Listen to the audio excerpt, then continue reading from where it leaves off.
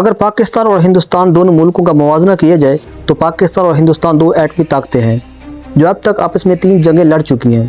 اس لیے پہلگام میں شدت پسندوں کے حملے کے بعد ان ایٹمی طاقتوں کے درمیان ایک اور جنگ کا خطرہ بڑھ گیا ہے۔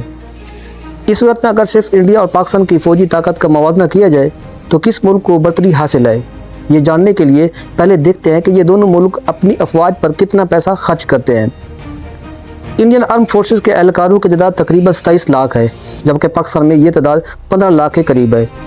لیکن تعداد میں تقریباً 2 گنا فرق کے باوجود پچھلے سال انڈیا کا دفاعی بجٹ پاکستان سے 9 گنا زیادہ تھا۔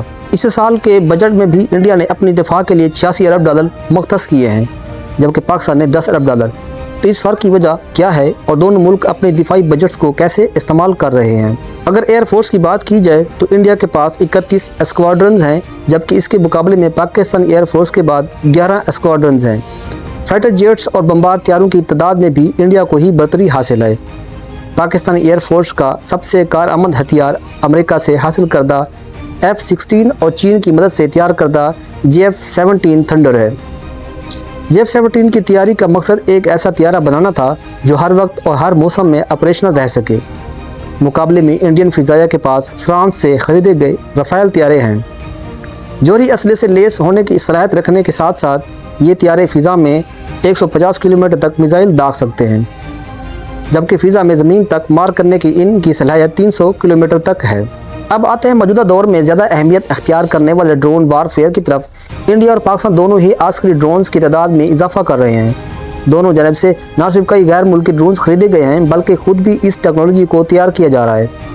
پچھلے سال اکتوبر میں انڈیا نے امریکہ کے ساتھ 3.5 ارب ڈالر مالیت کے 31 پریڈیٹر ڈرونز خریدنے کا معاہدہ کیا تھا۔ پریڈیٹر ڈرون کو دنیا کا سب سے خطرناک ڈرون مانا جاتا ہے۔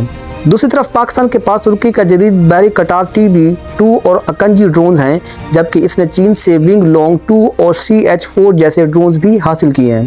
اگر زمینی قوت کو دیکھا جائے تو پاکستان کو 2 چیزوں میں انڈیا پر برتری حاصل ہے: آٹومیٹک اور ملٹی بیریل راکٹ آرٹلری، جبکہ انڈیا کے پاس پاکستان کے مقابلے میں تقریباً 1.5 گنا زیادہ ٹینکس موجود ہیں۔ دونوں ملکوں کے میزائل پروگرام بھی مختلف نوعیت اور رینج کی میزائلوں سے لیس ہیں۔ پاکستان کے پاس بیلسٹک میزائلوں میں ہتف اور نصر شارٹ رینج میں، ابدالی غزنوی اور بابر میڈیم رینج میں، غوری ابابیل اور شاہین شامل ہیں۔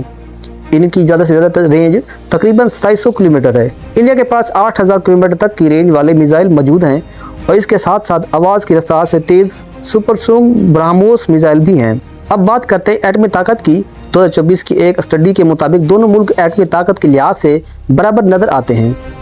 اس برابری کی وجہ یہ ہے کہ انڈیا کا مقابلہ کرنے کے لیے پاکستان کی ساری توجہ خود کو ایٹمی ہتھیاروں سے لیس کرنے پر مرکوز ہے، جبکہ دوسری طرف انڈیا کی زیادہ توجہ لانگ رینج ہتھیاروں پر ہے۔ اس کی بڑی وجہ یہ ہے کہ انڈیا اپنے دوسری پڑوسی چین سے بھی ممکنہ تنازع کی تیاری کر رہا ہے اور بنگلہ دیش کے ساتھ بھی انڈیا کے تعلقات خراب ہونے کا اندیشہ ہے۔ دوسری طرف جب سے بنگلہ دیش میں حسینہ واجد کی حکومت ختم ہوئی ہے تو ہندوستان کے تعلقات بنگلہ دیش کے ساتھ بھی ٹھیک نہیں چل رہے، تو اس کی یہ بھی وجہ ہو سکتی ہے۔